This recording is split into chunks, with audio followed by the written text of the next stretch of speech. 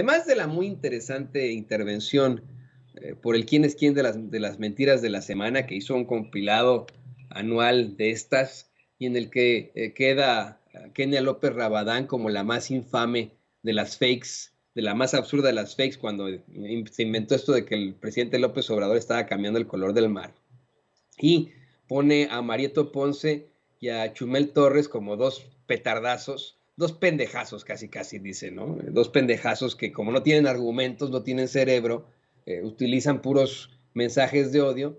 Creo que llama mucho la atención la participación de nuestro compañero y amigo Carlos Pozos, Lord Molécula, quien, usted lo sabe, en efecto es extremadamente controvertido y generalmente causa mucho escozor en los sisiriscos de los conservadores, quienes, bueno, hasta lo ponen en sketches y etcétera, ¿no? En primer lugar, Carlos Pozos, Lord Molécula, le regala al presidente y lo da a conocer ahí en la mañanera, ¿no? Un libro para colorear, una camiseta de su medio, así como unos pines del diablito este que le aconseja al presidente López Obrador, que este diablito sale de una película precisamente muy, muy antigua de la Navidad, se llama Santa Claus, la película, que es políticamente incorrecta, la vi recientemente, la, la película, bueno, parte de esta película, y es verdaderamente cuestionable en cuanto a, a su, pues vamos, lo que se plantea, pero creo que se realiza esta película en los años 60 y lo interesante de esa película es que, bueno, es como una especie de pastorela además, en la que hay un diablito que constantemente está intentando que los niños se porten mal para que no les traiga nada a Santa Claus, ¿no? Así de claro. Y es una película en la que, quién sabe cómo, ¿no? Pero todos los mexicanos son blancos, ¿no? Haga de cuenta que la película no se grabó en la Ciudad de México, sino en cualquier país escandinavo, ¿no? Ahí en Dinamarca, en Suecia, en Noruega. Pero bueno, dice Carlos Pozos que le hicieron unos pines porque han habido una serie de memes en las que el presidente López Obrador eh, sale con ese diablito de esa película de los 60 que se llama Santa Claus. Y ahí en esa película el diablito le está aconsejando, le digo, a los niños en los memes le aconseja cosas al presidente López Obrador para hacer encabronar aún más a los conservadores.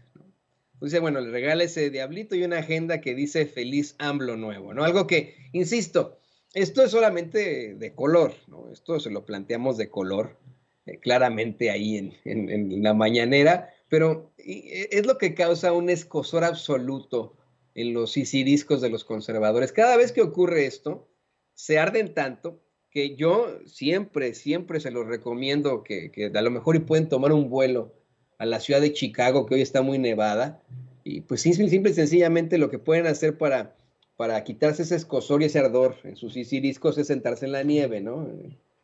Llegan allá a Chicago y don David no le va a dejar mentir a ustedes, está muy nevado por ahí, pues nomás se sientan en la nieve y ya con eso ya le hicieron, ¿no? Pero bueno, Carlos Pozos en sus intervenciones le pregunta al presidente López Obrador que luego de que Cedillo nos obligó con el Fobaproa a los mexicanos a pagar una deuda que no es de nosotros y que terminaremos de cubrir hasta 2070, nuestros nietos terminarán de cubrir hasta 2070, y que Felipe Calderón instruyó a sus diputados a consolidar el saqueo mientras frenaban la investigación de la lista de beneficiarios, le pregunta al presidente López Obrador si cumplirá con su promesa de crear una comisión de la verdad para el próximo año, pues no hay un solo responsable que enfrente las consecuencias.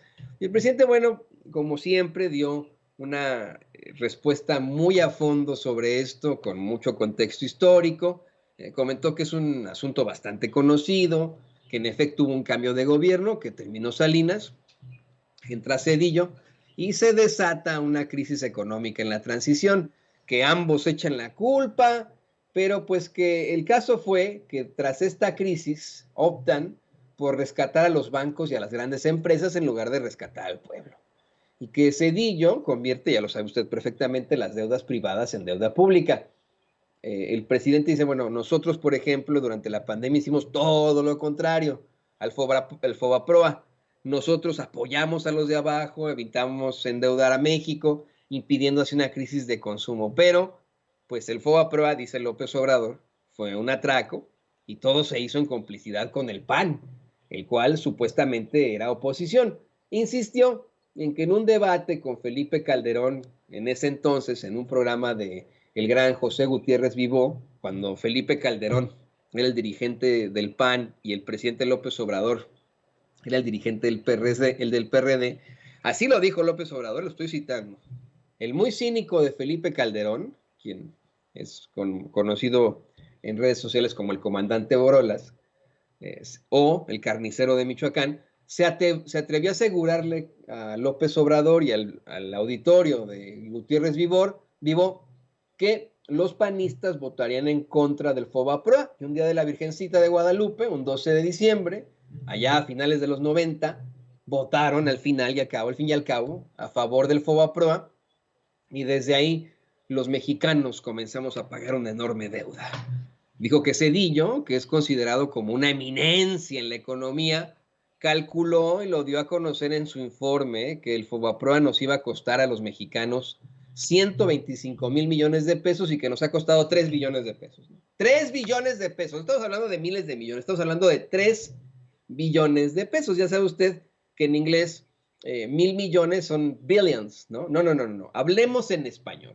Dice el presidente López Obrador que esto nos ha costado no 3,000 millones de pesos, no 125,000 millones de pesos como dio a conocer en aquel entonces el gran economista Ernesto Zedillo, sino 3 billones de pesos.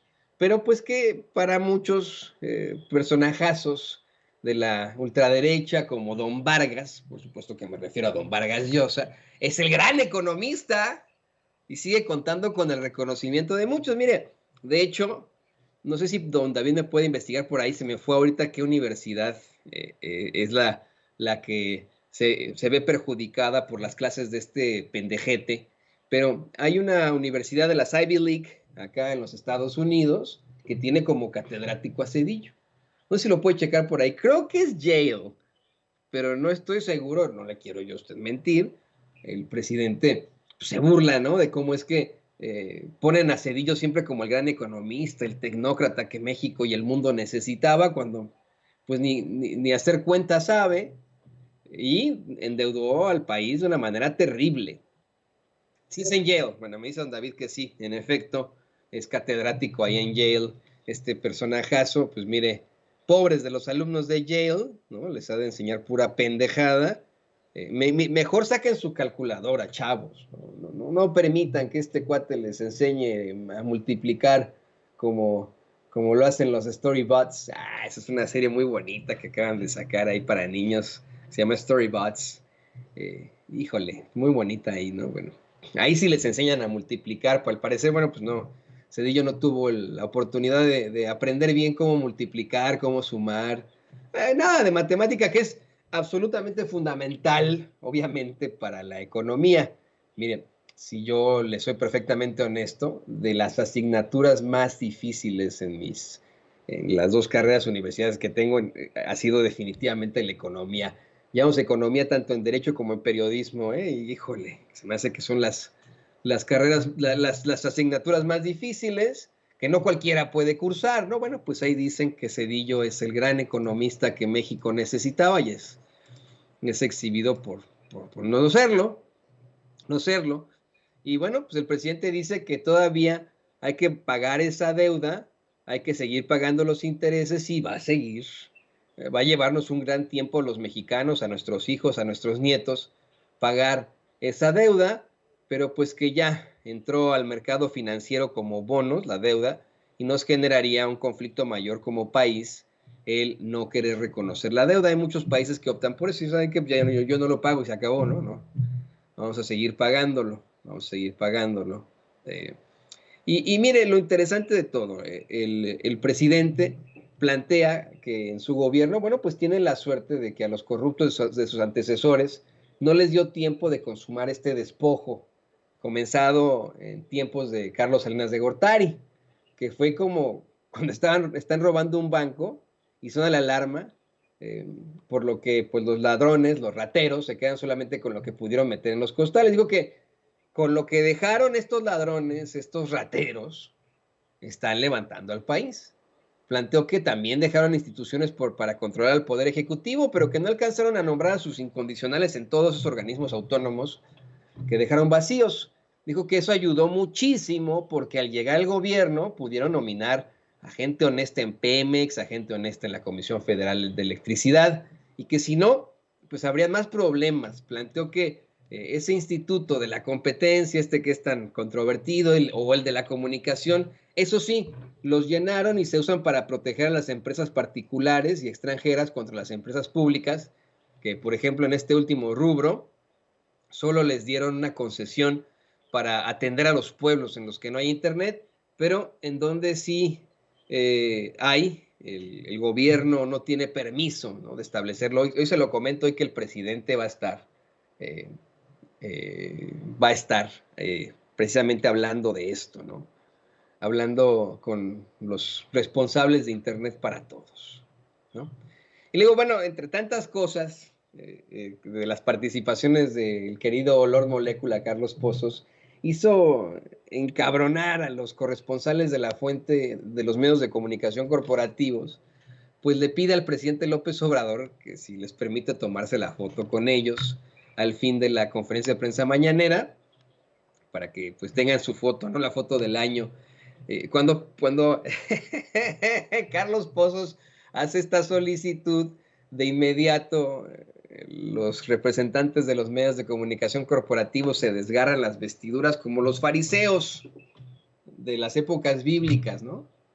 Haga de cuenta que dijeron, no, Barrabás, liberen a Barrabás, ¿no? Así. Se desgarraron las vestiduras de la forma más chistosona. Y yo decía, ay, pues es una foto, hombre, ya el reportero, el corresponsal que verdaderamente esté ahí para buscar información, esto lo toma como algo de color, ¿no? Como, ay, pues, el que quiera que lo haga y el que no, pues no, ¿no? Los que se desgarran las vestiduras, pues son los que quedan exhibidotes, ¿no? Como parte de esa... miren, nos llaman a nosotros serviles, ¿no? A nosotros aquí en Sin Censura, paleros y etcétera. Imagínense, nosotros que ejercemos una ideología y que está completamente, que es completamente legítimo que como periodistas podamos tener nuestras propias ideologías, nuestros propios planteamientos, si no hay dinero de por medio como existe en los medios de comunicación corporativos, ¿no? Nos llaman a nosotros paleros, serviles, pero imagínense, ¿no?, lo que es enojarse de algo porque se enoja el patrón también. Eso sí, si usted me lo pregunta, pues eso es ser más servil que nada, ¿no? Pero bueno, le pido a don David que nos grabe